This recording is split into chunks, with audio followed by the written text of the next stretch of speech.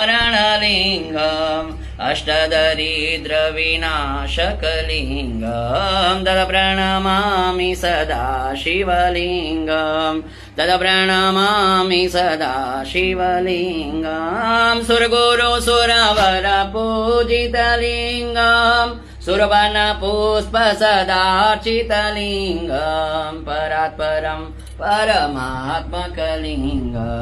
तत्प्रणमामि सदा शिवलिङ्गम् तत्प्रणमामि सदा शिवलिङ्गम् ब्रह्ममुरारिसुरार्चितलिङ्गम् निर्मलभाषितशोभितलिङ्गम् जन्मजदुःखविनाशकलिङ्गम् तत्प्रणमामि सदा शिवलिङ्गम् तत्प्रणमामि सदा शिवलिङ्गम् लिङ्गाष्टमिदं पुण्यं यः पठेत्